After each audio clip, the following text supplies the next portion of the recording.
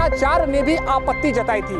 BJP नेता ने हमसे बातचीत में बताया कि दरअसल यह नारा और केवल विपक्षी पार्टियों में कांग्रेस पार्टी या अन्य क्षेत्रीय दल शामिल नहीं थे, बल्कि सनातन संस्कृति में सबसे बड़े पद पर रहने वाले हर हर मोदी घर घर मोदी का नारा सीधे सीधे हर हर महादेव से जोड़कर देखा गया था।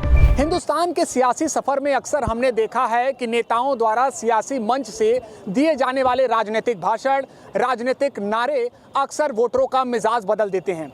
और केवल वोटरों का मिजाज बदलना ही नहीं, बल्कि कई बार तो हमने चुनावी परिणाम को भी बदलते हुए देखा है। नमस्कार, मैं निशांत चतुर्वेदी आप सबसे जुड़ा हूं एक सियासी किस्से को लेकर। वाराणसी से जुड़ा एक ऐसा सियासी किस्सा है जो प्रधानमंत्री मोदी से जुड़ा हुआ है। 2014 में प्रधानमंत्री मोदी भारतीय जनता पार्टी की तरफ से प्रधानमंत्री के उम्मीदवार बनाए गए थे और वो वाराणसी से चुनाव लड़ रहे थे। वाराणसी के अलावा गुजरात के वडोदरा को भी उन्होंने चुना था और लोकसभा चुनाव की बात कर लें तो इन दोनों जगहों से वो चुनाव लड़ रहे थे। दरअसल अलग अलग राजनेताओं द्वारा उस दौर में सियासी नारे दिए जा रहे थे और प्रधानमंत्री से भी जुड़ा अनेक नारा लोगों में काफ़ी सुर्खियों में था। लेकिन एक नारे की चर्चा आज भी की जाती है। प्रधानमंत्री नरेंद्र मोदी वाराणसी के ही रोहनिया विधानसभा को संबोधित कर रहे थे। उस दौर में वह प्रधानमंत्री के उम्मीदवार बनाए गए थे और देश के अलग अलग हिस्सों में लगातार प्रचार प्रसार कर रहे थे, ताबड़तोड़ रैलियां कर रहे थे, रोड शो कर रहे थे। लेकिन वाराणसी के रोहनिया विधानसभा को वो संबोधित कर रहे थे। इस दौरान उनके सैकड़ों समर्थकों द्वारा एक नारा दिया गया था। बीजेपी नेता ने हमसे बातचीत में बताया कि दरअसल यह नारा हर हर मोदी घर घर मोदी का था। हालांकि इस नारे की गूंज जो है न केवल वाराणसी में बल्कि देश के अलग अलग हिस्सों में भी सुनाई दी थी। इस नारे के बाद विवाद शुरू हो गया था।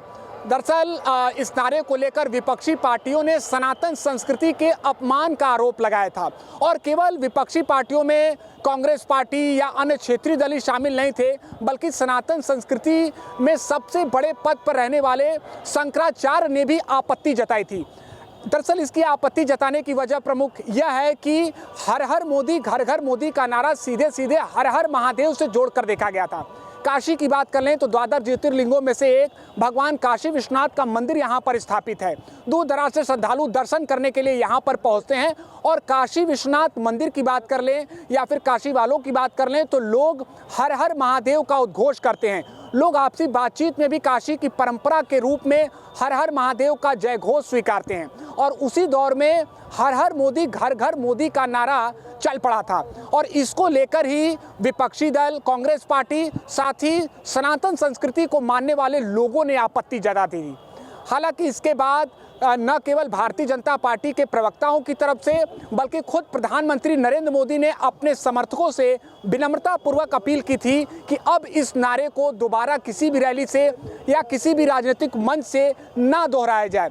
लेकिन कहा यह जाता है कि यह नारे का प्रभाव इतना पड़ा था कि कहीं न कहीं कई जनपद में या कई लोकसभा सीट में इस नारे ने वोटरों का मिजाज बदल दिया था और केवल अन्य लोकसभा सीट नहीं बल्कि खुद प्रधानमंत्री मोदी ने वाराणसी से बम्पर जीत हासिल की थी।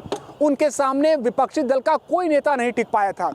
तो निश्चित तौर पर ये जो राजनीतिक नारे हैं आज भी देश में कई सियासी मायनों से बेहद अहम माने जाते हैं। वैसे 2019 की बात कर लें लोकसभा चुनाव या आपके 2024 लोकसभा चुनाव की बात कर लें तो भारतीय जनता पार्टी हो, कांग्रेस पार्टी हो या राज्य के क्षेत्रीय दल हो, वो अलग अलग नारों के साथ चुनावी मैदान में हैं। अब देखना होगा कि ये चुनावी नारे 2024 लोकसभा चुनाव में वोटरों का कितना मिजाज बदलते हैं। एबीपी लाइव के लिए वाराणसी से निशांत चतुर्वेदी।